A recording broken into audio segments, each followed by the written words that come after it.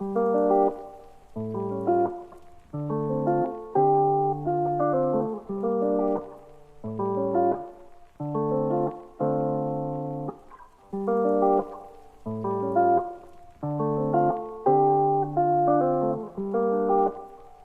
guys, I'm Rupert. And then, if you want to get a cup of water, I'm Charlie. And I hope you're all well isolating in your homes. Me and Charlie have continued to get more creative. It's been great hearing your responses, great hearing your comments on our socials, and we always love hearing from you guys. Today we're going to be doing a two-part recipe, a salsa and some cauliflower. And Charlie's going to run through the processes of how we're going to do that. So it's only a few ingredients. You're just going to need some dried chilies, some lovely fresh cherry tomatoes. You just need a cauliflower, some spring onions, some limes, some nice almonds, or you can use any other nut if you want, and just some medjool dates, and that's all you need, and some corn tortillas. That's it, yeah. Perfect. Sweet, let's get to it, guys. So the first thing you need for your salsa, what is it, bro? Yeah, man, so we'll just get these out of the way. We'll just make some room. Okay, sweet. Alright, so if you want to grab a frying pan from just up there, and we'll just start toasting most of everything off. We'll just get the chilies in there, get those nice and toasted off. So we just get the heat on, put the pan down there. Perfect. Then we'll just start to slowly heat those off. So if you just want to watch those so they don't burn, and they should just start to sort of come up like a pita bread or like a pizza, they start sort of getting some hot air. Yeah, just a little bit. Exactly.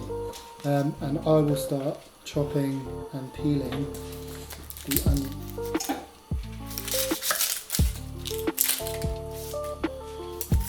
Start those.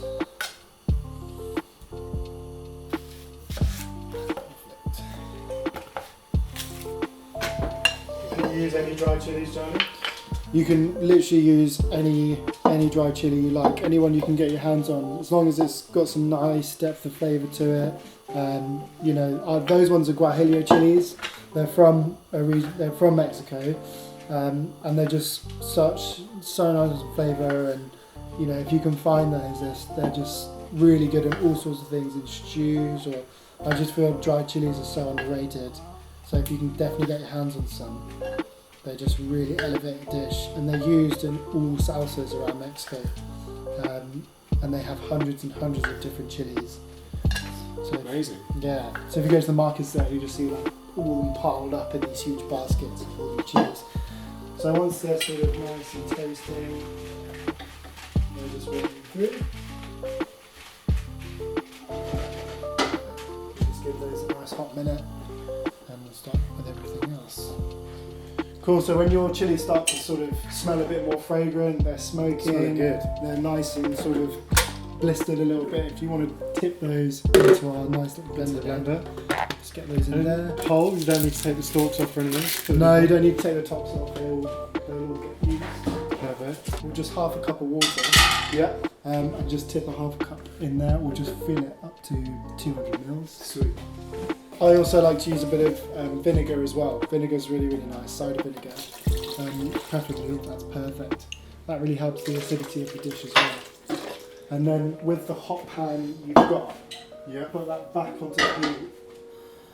And then I basically just cut a whole onion in half, and we'll just put that there, no oil, no nothing, and we'll just get that so it's really nice. Just char and cook it off, Get our tomatoes in there.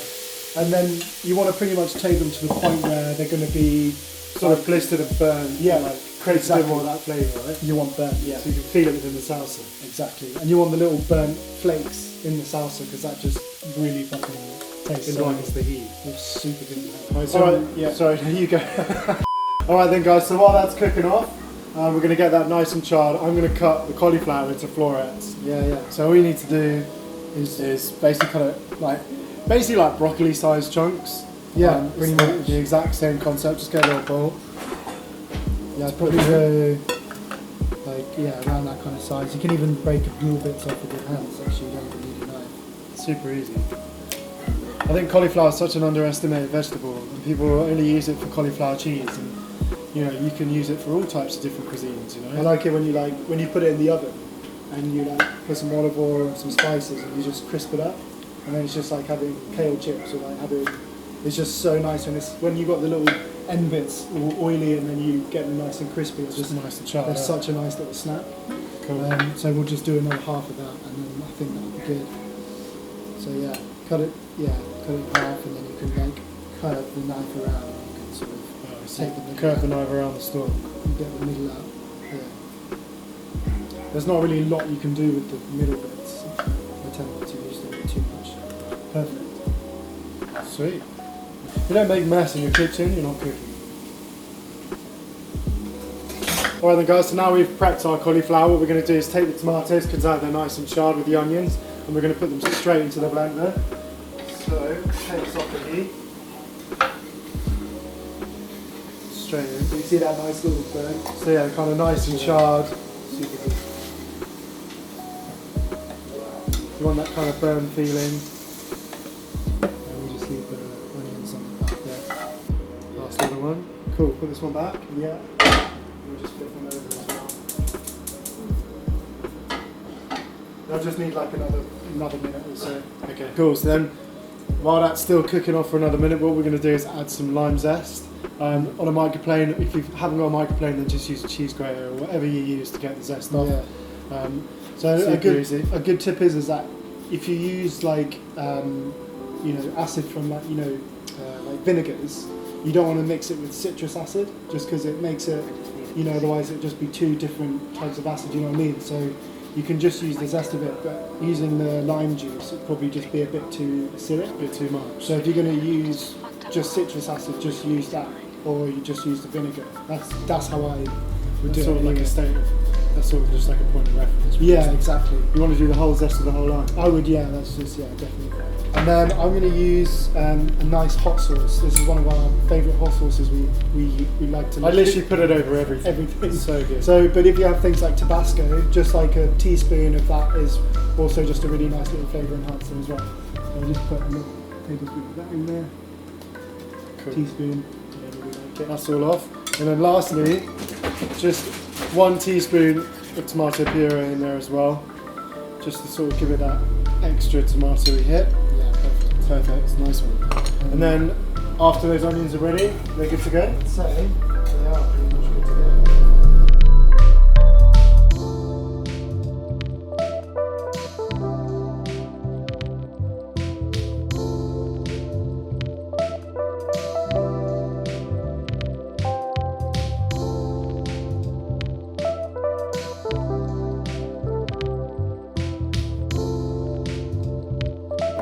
So I just basically broke them down into smaller like layers, just because they're Onions have layers. just a bit easier for the blender to handle. Perfect, so now that's all added.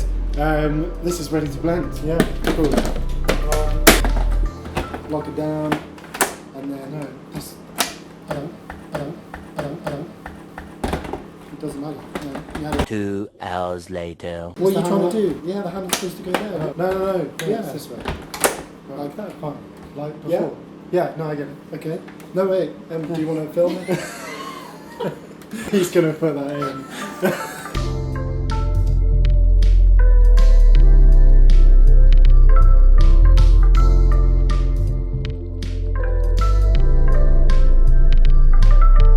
You're gonna want to blend it for a long time.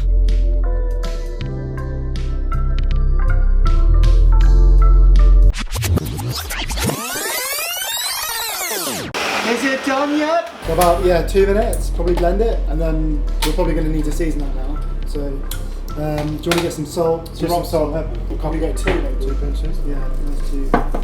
Maybe some olive oil, and I think just basing on thickness, probably a little splash more of water. Okay. So it's not too thick. So, Bit of water. salt. Yeah, perfect. Some olive oil. That's good. Yeah. About 2 tablespoons full of olive oil. And then I'm going to say 1.5 teaspoons of sugar. Sugar shawls.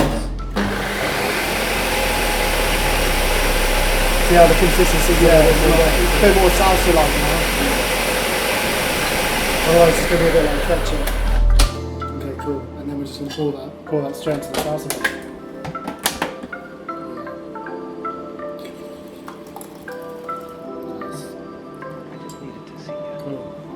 step one, to impress your friends, is this beautiful salsa. And this will go on anything. It doesn't even have to be like just for this taco. You could put this on, you know, chicken marinades, rice, fucking whatever. Like, just make more salsas at home. Salsa. Yeah, salsa's fucking good. So good. Right. Next step, let's move to the cauliflower.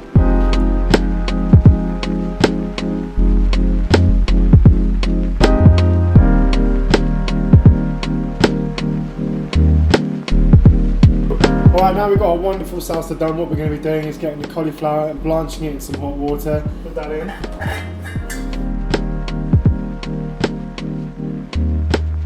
Put with the lid on top. Then we'll just start finely dicing the music. Do you want it in like one of those cool things that you do? Actually, you do.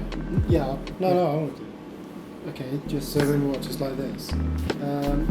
yeah, you want to go nice, really fine as fine as you can. That's thin enough.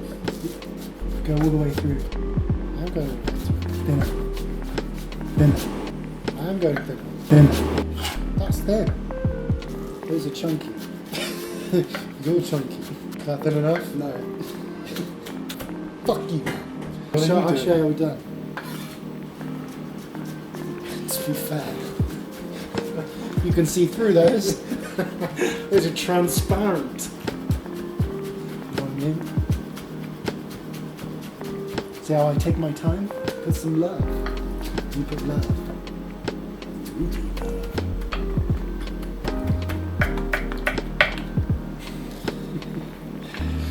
That's done. Probably not going to need all of those, but let's get Why do we even do it? because we're going to just wait for the cauliflower to be basically nice and tender. So like, not hard, but you know, they've still got a little bit of, they're not all the way cooked through. They've just got to have a little bit of balls, you know.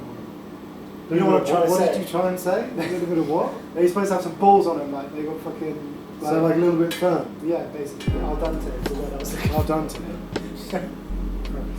Yeah, so they got another 2 more minutes on those. And so now you can dice these almonds. Finely diced almonds. Yeah, nice and fine like that. I've never seen an almond finely diced. You can take these seeds out of the dates. Okay. So next thing you want to do is de-seed your dates. And then you can just chop those in half, quarters. These are going to taste really good, man, I can tell. I know, fucking dates and almonds. Yeah, man. It's got like a sort of like little Middle Eastern Mediterranean Yeah, background. Just with the date, just go like lengthways, just like that, into like little strips. Yeah. And that's good. Those almonds to eat those.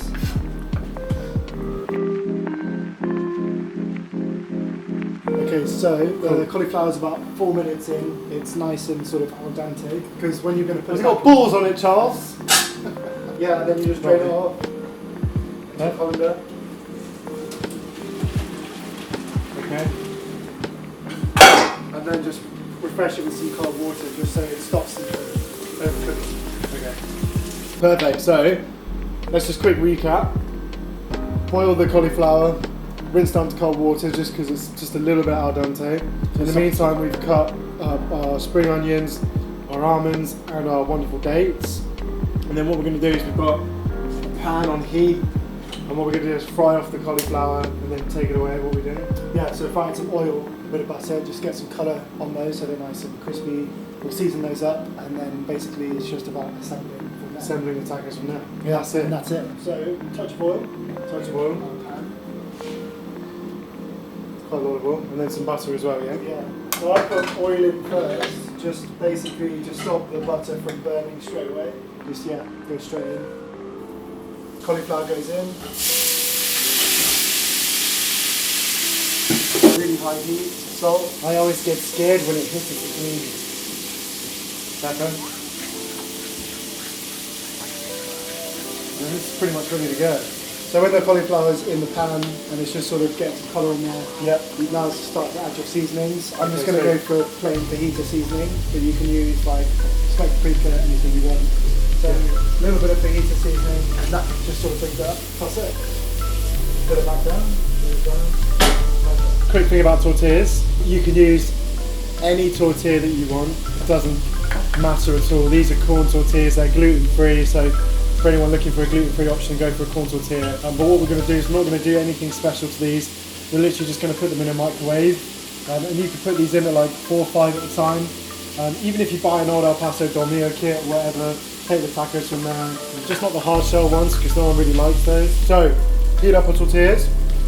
Cauliflower's ready. So I'm going to lay these out. Charlie's going to meet me in the middle. We're going to get these going. Doesn't have to. Who said tacos were just on Tuesday? And then just lay these out. Bit by bit. Oh my god. Okay, so when Vegetarians eat your heart. when I put the cauliflower down, just start putting the Major dates on. Yeah. So cauliflower, then the dates. Beautiful.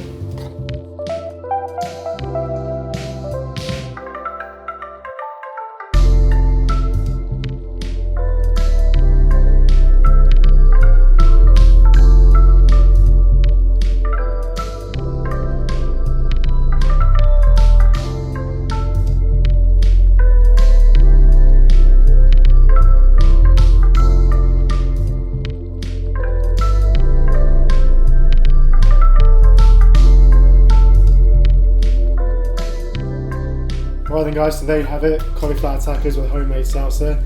I don't know about you, but should we just get trying it? Yeah, man. Cool, I'll give you this one, that's for you, that's got your name on it. Yay. And as always guys, thank you for tuning in, like and subscribe, all of that jazz. Give it a thumbs up, give us a comment if you want us to see us do more tacos or you know whatever you want us to do, we'll give it a go. But yeah, I'm gonna crack on and we'll see you in the next vlog. Thanks, guys. See you guys, take care.